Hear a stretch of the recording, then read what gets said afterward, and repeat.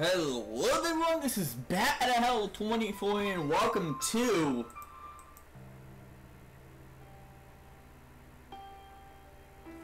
I'm sorry. Was Monica there before?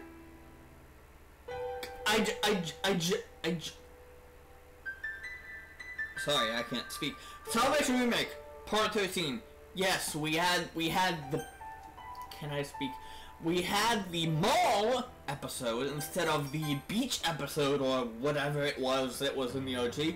We had the mall episode. You don't see a lot of that in anime, you know?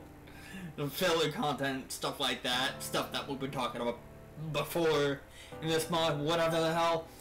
So, I assume that this is the day after that? Or are we back in school? Are we not back in school? I don't know what the fuck is going on in this mod anymore, because it's so different.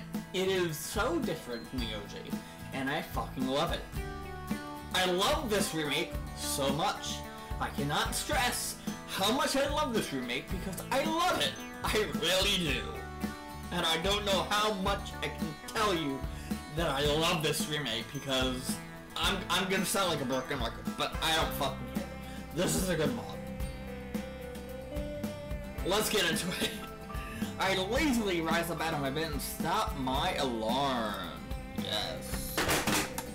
There goes my thing, and there go the window sounds. So. Come on. Ugh. Yeah, indeed. Weeks almost over. Weeks almost over. I stretch my entire body and make the most ungodly noises a man could make before heading downstairs to make myself some breakfast.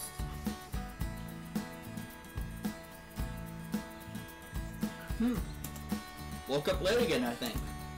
I waited up for Sarah for a few minutes longer than usual. She's been doing a good job getting up at time lately, so I'm not sure what's keeping her. I take a deep breath and try to calm my nerves. Hey.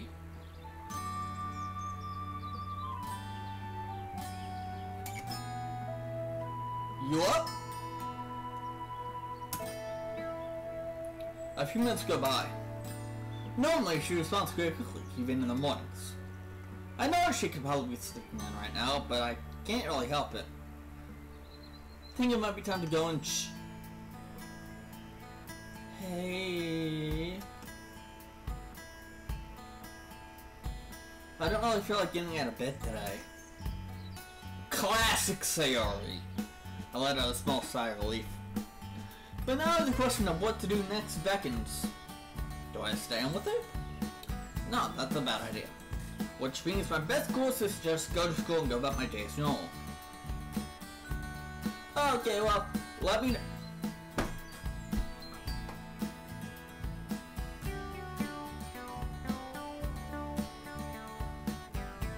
So, are you not gonna stay with her? Or, because at the same time it's like, you do want to give her a space, but it's like, okay, a little bit of a weird decision here, MC. Let's see if it plays out. I don't think this is rant-worthy. Because there has not been a moment yet, like the car ride scene in the OG. Ugh, the car ride scene. There hasn't been a scene like that yet that made me lash out for, like, being like, hey, what the fuck is going on here? So, but this is... interesting choice. Let's see how it plays out. Thank you. And that's that. Say as well as I go back to me. I might not be able to move as fast as you when it comes to working in our friendship. I guess this might be what she was referring to. Even still, it's a lot hard to put into practice, especially when I'm still so afraid for her safety. It'll be fine, MC. Come on. She's proven to you that she's fine. Just let her be. Get through that space. and everything will be fine. It'll all be good in the end because you guys will have a fantastic friendship once all this blows over. And hey, maybe you'll be able to date again once, maybe. I glanced back to a serious place for a quick moment before making my way to school. A very, very uneventful day as we go to the club meeting. Or... There goes my period inadvertently. Yeah, of course.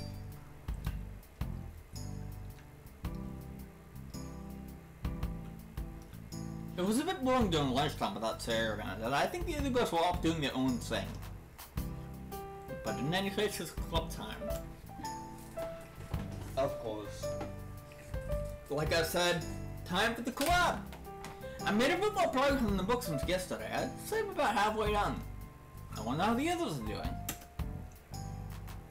Hey guys! Hey Pat! Nice to see you join us today. Did I somehow give off the impression that I wouldn't be here? It's only because Sarah mentioned that she wouldn't be making it to the meeting today either. Right, I guess that makes sense. I guess they showed my partner in crime at this point, huh? That being said, I decided that giving it to space was the right move. As long as I make sure to check on her after school too. I'm sure speaking on top of the school day, he's not dumb, you know. You are keeping in touch with her, right? Of course, we've been texting you in there. Blake, I thought the whole idea of fixing Sarah and our friendship was to try and trust her a bit more. Well, this doesn't mean you should ignore her when she's having a rough time either. Exactly. It's all about balance. Oh, what am I missing here? What do you mean fixing Sarah and Bat's friendship? Oh no. It's fine. I guess there isn't any harm in letting us get on this a little bit. I mean, hey, if it's serious personal business, I don't need to know. Just watch what you say if this was meant to be kept between you three.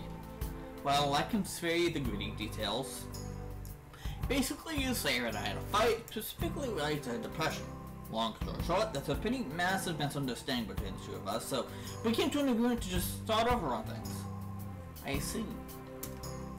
From my experience, that could have gone way, way worse, at least based on what you told me.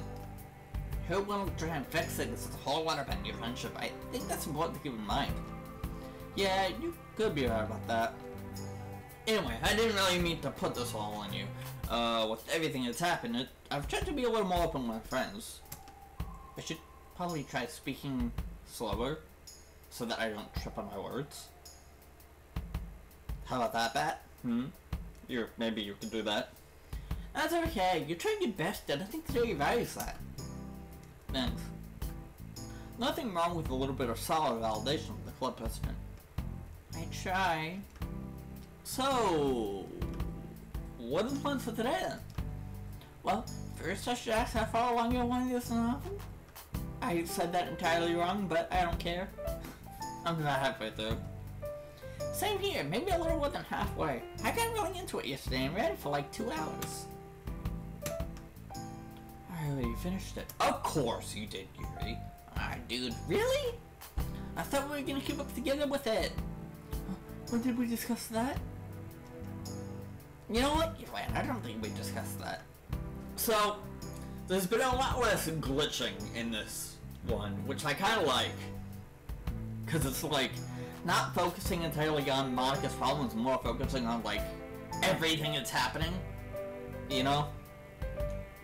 But what if I thought it was a given for all of us to keep up with each other? Actually, I didn't really specify for us to keep up with each other. Everyone reads at their own pace after all. Fine, whatever you say, Monica. I'm sorry, I didn't know you would have liked to keep up with me. Honest. It's fine, I just misunderstood as well. You can make it up to me over talking about the plot with me. Once I'm finished, of course. That sounds good. Well, get to know everyone's is making progress. I made it pretty fine as well. Which leads me to my next point. It's poem time once again. It's been a while, so I figured we should give it another shot this week. I want to see how much we've all improved. Oh good, I've been looking forward to that. Honestly, Steve, I feel like I've improved a whole lot as well. I don't really feel like I've improved at all. Well, you don't know until you try, right? I guess so. As for our poem topics, let's see. As Monica closes her eyes and begins to think about what I assume are poem topics, she begins to twitch every few seconds. I wonder if that's her seeing what she sees all the time, like every day. Because it's probably pain for her because, you know, her 15 and stuff. But I feel like she's gotten better about that, right? Like, we've seen her character arc in this mod, which is something that we did not see in the OG. And I feel like she's more accepting of the fact that her world's fake, even though, like, kind of knows that her world's real at this point because she can feel now. Let's write about something a bit more introspective. Dive deep into yourself and find something deep within your mind that you'd like to express through a poem. Might be a bit difficult since these are topics that otherwise would have stayed buried in your mind. But that's the whole idea here. Introspection, huh? Well, we've already said that before, haven't we? But I'm up for it either way. Same here. Yeah, I know most of our poems are very self-reflective anyway, but I wanted to solidify that just in case. I'm down for that too. Most of my poems have not been self-reflective. So I could probably take a crack at it. Great. Then I guess I conclude today's meeting. Sorry for being in the short one. Yeah, normally chew after that, but I gotta get going soon. I doubt I'll be home already. I can use this opportunity to check off the or two. Let's hang out together then. Sure. Before we leave, it's time for my rank tip of the day. Authentic emotions in rank can be a challenge, but the power they hold can really bring your story to life. It allows viewers to connect with your writing on a personal level, evoking feelings of empathy, joy, and even sorrow. It's because of this that you shouldn't be afraid to dive deep into your own experiences and emotions. Writing poems, stories, or whatever it may be is an emotional journey. It's important to base on feelings rather than push them away. It's what allows us to grow. So let those emotions guide your pen. That's it for my rank of the day. Thanks for listening. Natsuki and I leave the club room first while Monica and Yuri stay back to talk about something in private. What do you think they're talking about? Jeez, you're always so nosy, aren't you? But hey, I was just asking. You're curious too, aren't you? So I don't need to be. Cause I already know. Oh man. Up out once again. Don't feel bad. It's only natural to go with our own little secrets between ourselves. Besides, you and Monica kids for me too. Well, yeah, but you and I have our own secrets to keep between ourselves too, huh? You're referring to that weekend where I came up to your place, aren't you? Yeah. Did I ever tell you that Monica somehow knew about it? Wait, what? Yeah, she brought it up with me a few weeks ago, just casually mentioned that as if it was something she already knew. And how much does she know? I'm not sure. Remember that me going to W out wasn't much of a secret. It's more about what happened during that time. I still remember back to that day. Oh. The music died down. I'm not sure what it was. It was all a blur to me. But what I do remember is the sheer feeling of dread I felt when Sayori caught us. Sayori knows. But what? You don't remember? Oh god, that was really, really, really bad. I had pushed that one in my head for a very long time, Matt. That's right. Me too. That's all she knows, right? I would like to hope so. I don't think... I'm trying to find the worst best to explain myself. Just want to do that one, I don't even know for sure what happened that day. I know what you're trying to say. We talked about this back in the hospital. It was a spare moment kind of thing. I'm sure you can agree with that. Yeah, that was what I was trying to say. Sort of. I also want to say that you shouldn't blame yourself for what happened. Regarding Sayori, at least. When I found out that she tried to commit suicide, I couldn't stop thinking about that moment where she saw us.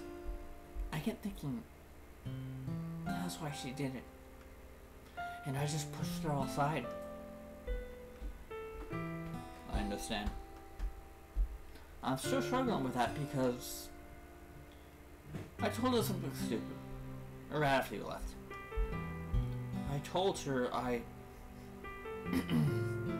clear my throat, mostly to try and buy myself some time before confessing this. I told her I loved her. And that sweet shocked expression validates every single negative thought I've had about that moment. The look on her face was everything I need to know. Yeah, that wasn't the best thing to say to her back. Especially so close to what happened before that. I know, I was stupid and dense and don't bring the price for that. No, listen, it's not your fault. Never was. You had no idea what kind of results from saying that. Just like I had no idea that she'd go and do that immediately after seeing us daily. There's much self-blame going around, even though you know full well that Siri doesn't want any of us to feel that way. Yeah. I should go see you now. Yeah, you should. Also, do you think that Sarah would be cool if I asked you to hang out again too? Well, let's be real for a second. This is Sarah we're talking about. She definitely won't say no. I guess you're right. Probably get sound like a hypocrite when I say this, but make sure you hang out with her because you want to, okay? Based on what happened last week, she doesn't like it when someone goes out of her to make her happy. Especially because something that happened. I'm not saying that just because we talk about that, but I get your point, dude. Don't worry. Alright. I want to hang out with her genuinely. I've always thought it was kind of unfair that we didn't really get to connect all that much back when the club first started. So I was thinking now's our chance. It's fun talking along with her, and she's a great coat maker if I'm being honest. Don't tell her I said that or I'll smack you. My little Lucille. Good. I'm sorry this conversation took quite a turn. It's okay. It's like a Marcus said, you have to be ready to fix these things.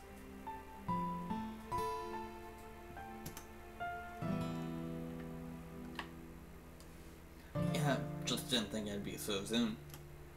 I would have liked to really top dinner first. Ask you go softly. Yeah, I can't know for sure when the fields come out. I'll see you tomorrow. Have a good evening. You too. I arrived at my neighborhood and stopped for a moment.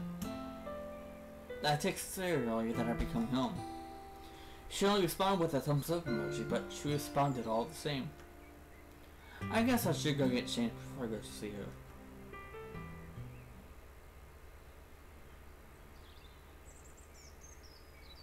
After changing something relaxed, I closed the front door behind me and...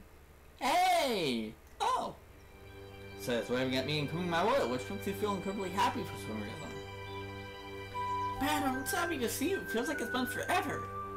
I'm happy to see you too, but it's only been a few hours. Felt like an eternity. Okay, what's going on here?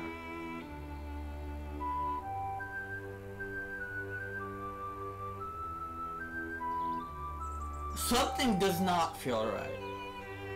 But I'm sure it's just me bugging. I'm sure that it should be bugging out here and everything's gonna be fine, but this game and the mods of this game have conditioned me. If there is something that's happening that is like very, very unusually happy and upbeat and normal, something bad's gonna happen. If that's anything that a mod has taught me, it's that will eventually happen, so I don't know what the fuck's gonna happen here. I'm feeling okay now? I know you said you didn't feel like getting up today. Yeah, the Remake class was very intense this morning, so I decided to stay home. No, I understand. Well, you up for a chat now? I don't mind. You read my mind. So you're not sit down on your bench nearby and taking the automatic. How's your day at school? Oh, you know, same old, same old. You'll be happy to know that I'm passing all my classes now, by the way. Really? That's awesome. I'm really proud of you. Gee, thanks, Mom. Seriously, it's great to hear. I'm not in the club yet. Some classes I'm barely passing, but I should be all good if I keep the good work. It's because you stop worrying so much about me. What? No, it's not looking like that. It is, but that's okay. I'm constantly improving your grades. Yeah, it does feel less stressful now. Definitely. But listen, Siri, I paused there, looked into my intensely. Felt kind of weird without you today. It did? But you would take me all day, silly. Still. I'm sorry, I know. I'm being too pushy. I just thought I'd let you know how I felt. You're not being too pushy. It's okay. I was alone with my own thoughts for a long time today. And I realized that I still feel really guilty about making everyone feel so bad. But for some reason I also realized that it's okay. What's okay? That you feel scared for me. I do feel scared. Quite a bit. So he sighs and looks away from me. I understand that. But I did must have been very scary for you, for everyone. I see. I don't want it to come across as being worrying too much or anything. I just wanted to say how I felt. I know. I'm saying how I feel too. I'm saying I should have been more understanding of why you are always so protective and worried about me.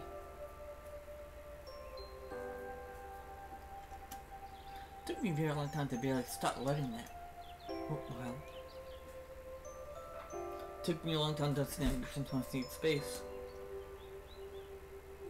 It's been really tough trying to find a balance between being there for you and giving you time to yourself. I think that's why I was so frustrated last week. I'm not really good at these kind of things. Me either. But we'll figure it out together, right? Yeah, I like the sound of that. And hey, listen, I think back to that day. The day I told her I loved her. We shared a hug together. I talked to her like I knew what I was doing. Because the truth is, I was afraid. I was afraid of what would happen if I didn't tell her I loved her. Those are my true feelings. So, there's no way you could like me more than I like you. I should have realized it sooner. But spending time with everyone at the club, making new friends, and having fun with you every day, it helped me realize that you're truly the most important person to me. That's why I'll accept any of your burdens. As long as we continue like this every day, with you by my side, then I know we'll be both happy. Did I mean any of that? I like to think a part of me did. Matt, you okay? Yeah, I just wanted to ask. Remember the day I told you I loved you? Wait, had an agreement to start from scratch, right? There's something that I want to try and redo. Something that I've always wanted to redo since that day. And I nearly never got that chance. I nervously hold out my arms and running her for a hug. I've thought about that too.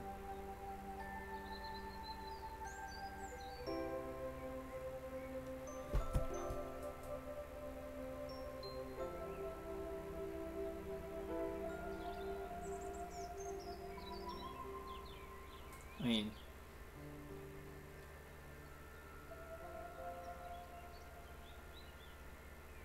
so you accept my invitation and wraps your arms around me tightly. This is really nice. You're right, I would have missed this. I remember feeling salty, even when I held you like this. But I don't feel that anymore. This feels genuine. I gently tighten my grip around her and she follows suit. A surge of emotion begins to flow over me. Even in this moment, I still remember the darkness that almost took her away. That unimaginable pain that pushed her over the edge. And yet, Here she is in my arms, alive and fighting. It's a somewhat bittersweet juxtaposition. The fear of losing her is still here, but the hope of her recovery is just as strong. As I feel the jolt on the rise and fall of her breast, the warmth of her body, and the weight of the journey we've been through together, I feel like this hug we'll share represents more than just a hug. It's a testament to the bond we formed when faced with darkness. I'm here for you, Sari. We can work together on this. And this time I truly do mean it. I also want to take care of myself too. I know it's hard to juggle all of these feelings on a daily basis. So if you do need space, never feel afraid to let me know. I trust you. Thank you, Bat. I'll try my best for you. No, don't just try your best for me. Do it for you too.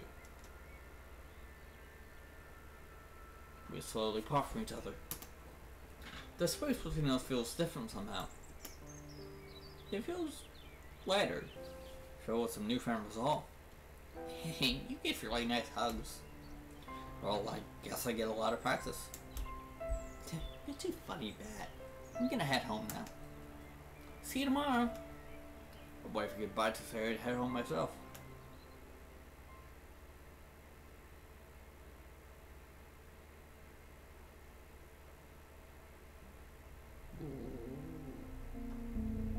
Okay, we're back with Monica.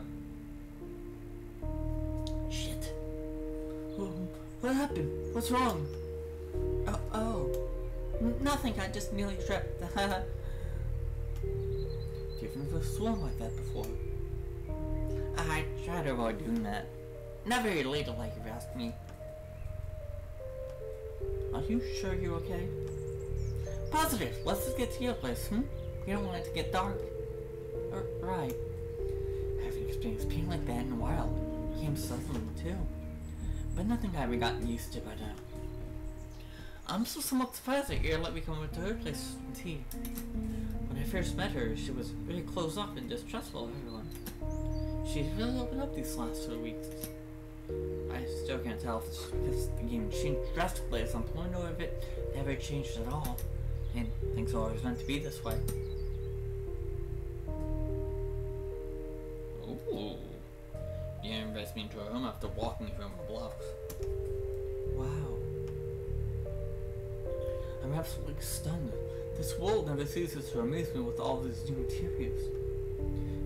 It's not much. I decorated it as I saw fit. It's a lovely place. You live here all by yourself? Is that obvious? Call it telepathy and intuition. I'll scratch my head nervously as Yuri gives me an inquisitive look.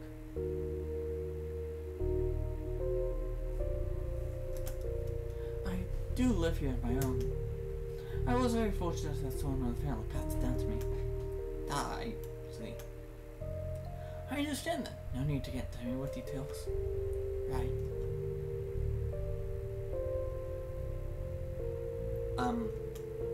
Right, let me get the tea started. Yuri scurries off to the kitchen gracefully. She's still as shy as ever, probably not very used to having someone over. But I guess that makes her more like me than I previously could have guessed. Yuri lives the furthest away from all the other mids, so she doesn't have an easy way to hang out if she really wanted to. Hold on.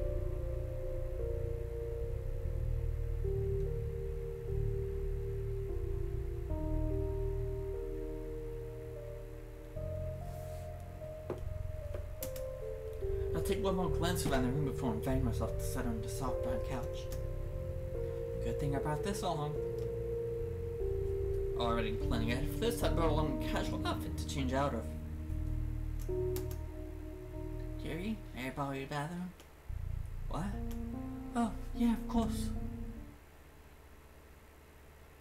As I returned to the bathroom, I noticed Jerry's already changed as well. Ah, nice outfit. Thank you. There's nothing fancy. Well, it sure looks comfy, that's all that matters. Indeed. Here's your cup of tea. Feel free to have a seat. Yuri, seemingly pushing away any shyness, calmly invites a beach to sit next to me on the couch. I carefully take a sip of my tea, allowing myself to fully embrace all the various senses that follow. The warm steam brushing against my lips, the delightful aroma, and even the slight pain that comes with it. Is this chamomile tea? It is indeed. Thanks for noticing. It's good for calming the nerves. So it works wonderfully for me. You don't need to be shy around me. We're friends after all.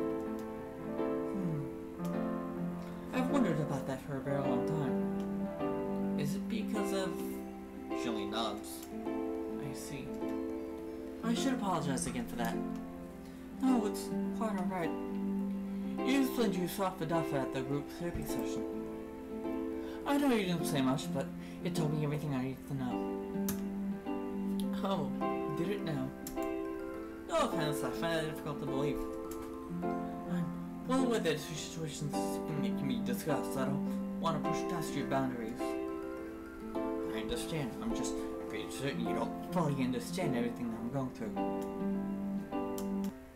Well, that's just number myself from others. I've naturally grown to become very observant. I'm nowhere near as emotionally in touch with those areas, but I do have some level of intuition when it comes to figuring people out. People like me just gotta notice these things. Anyway, I digress. From what I can discern, you're going through something that's deeply internalized. And I've somewhat gathered this related to the novel we decided to read together. This idea of learning that all of your loved ones are just actors in a show, you're entitled to the script, broadcasts the entire world. It's such a far-fetched generic idea, and yet it's completely plausible, isn't it? Yeah, I agree with that. But I wasn't like when I said I can never talk about the specifics. I understand. Let's talk about Spindles then. Your enthusiasm to continue with Spindles surprises me. I was somewhat afraid that she continued to pursue that didn't happen. I guess even though I treated her horribly not so long ago, her compassion still is true. Well, I can't really think of anything to talk about. I glanced around the room for ideas. There's a bookshelf seating about with a sort of novels neatly organized. Just from that I noticed a glass case been exhibiting an assortment of blades, each boasting shapes, sizes, and array of captivating colors. Aha, I was looking for that. Looking for what? Tell me about that? I actually put over to the display case. My knives? I forgot I had those then. I used to have a company over except for Natsuki, so... Oh, hey, it's okay. I'm not here to judge you or anything. You don't think I'm weird, will you? Of course not. Yeah, Rick, could I call myself for coming to your own home and judge you? The wrong buttons. Alright.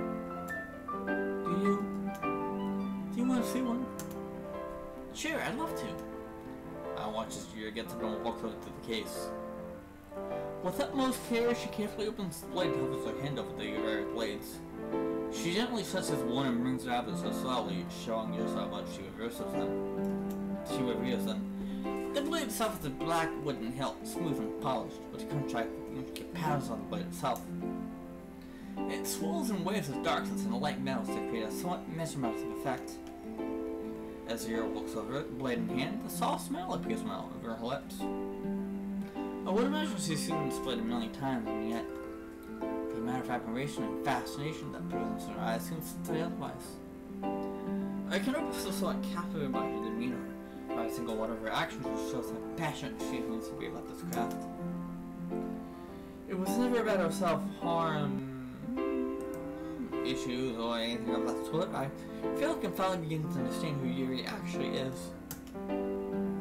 He's one of my favorite blades. This knife is composed of Damascus stainless steel, perfectly made for cutting all types of meat. You can see, however, that it's never been used. Wow, this isn't like any other knife thing I've ever seen. It's amazing. It really is, isn't it? Why did you start collecting knives? Was there anything that inspired you to start? I'm not quite sure. For as long as I recall, I've never really shown off to anybody before. there's nothing to be ashamed of. This is honestly very cool. You really think so? Yeah, it's no different from someone collecting the other types of weapon. It's pretty clear you appreciate that as an art form. I'm glad I'm not talking that much, but there's not really much to say. It's just a dialogue about Yuri's knives, you know? That's true. Would you like to see some other ones? Sure. I got from my seat and I followed Yuri back to the display case. And she returns to the maskless knife chest into her virulence language in the air. You ever want to place in your eye in case her actions are deliberate and gentle, ensuring that knife was back in with the utmost care. So this is just part of my collection. Some of the others are displayed in the bedroom. First, direct usage over here. He delicately points at the long curved sword sticking completely above the display case. Oh wow, it's something like a katana. Is that what it is? Well, that's not wrong. Most specifically, it's got the Shingoto sword. Now commissioned officers uses in World War II. Hang on, I need to warm my nose real quick.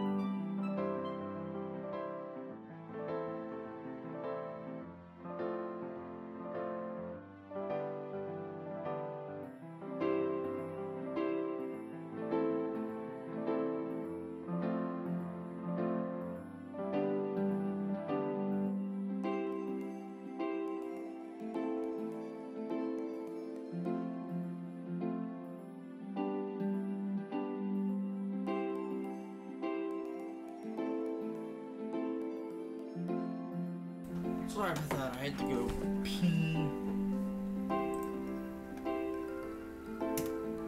My favorite fact about this sword is that the handle isn't actually made of cloth, even though it looks like it is at first glance. Huh, really? I take a closer look and sure enough, the handle actually seems to be made out of copper. Oh yeah, look at that. The sword belonged to my great-grandfather who served in the military during that time. I've never met him, but the sword has been passed down to the family for a few generations now. First my grandpa, then my dad, and now me. Yuri sus, she says to tell me at the sword.